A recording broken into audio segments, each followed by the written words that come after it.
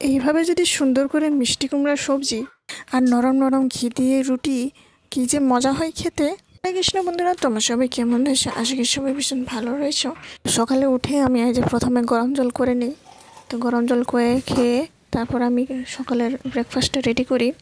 তো এই যে প্রথমে আমি মিষ্টি কুমড়া আদা সাইজে নিয়েছি, ছোটো ছোটো করে কেটে, এই যে আলু ছোটো ছোটো করে কেটে ধুয়ে এসে রেডি করে নিই। তো এখানে 3-4টে কাঁচা লঙ্কা দিলাম। তারপর এখানে দেখুন একটু আদা কুচি দিয়েছি, সব মিলিয়ে একটু পাঁচফোড়ন দিয়ে তেলের মধ্যে সুন্দর করে ভাজা ভাজা করে নিব। 2-3 মিনিট ঢাকনা দেওয়ার পর একটু এই যে মটর ছুলে রেখেছি, তারপর এই যে একটু টমেটো দিলাম আধা সাইজের, তারপর হলুদ লবণ দিয়ে তারপর সুন্দর করে লাড়াচাড়া করার পর আরেকবার ঢাকনা দিয়ে রেখে দেবো। মতো ঢাকনা দিয়ে রেখে দিয়েছি, যে আদা সিদ্ধ হয়ে গেছে। তো এখানে আমি ততক্ষণ এই যে আটাটির দলে মেখে আমি এই যে রেডি করে নিই। সামান্য একটু ধনিয়া পাতা এই যে কেটে দিয়ে সুন্দর করে নাড়াচাড়া করার পর তারপর সবজিটি নামাই নিব।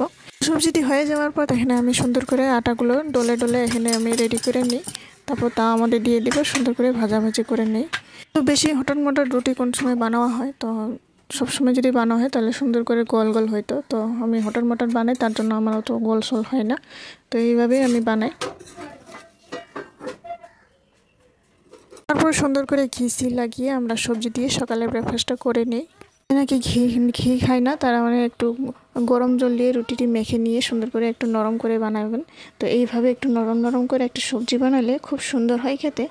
বন্ধুরা, আজকের রেসিপি কেমন লেগেছে একবার লাইক, কমেন্ট, শেয়ার, সাবস্ক্রাইব করে জানাবেন। আশা করি নেক্সট ভিডিওতে দেখা হবো। আজকের জন্য টাটা, বাই বাই।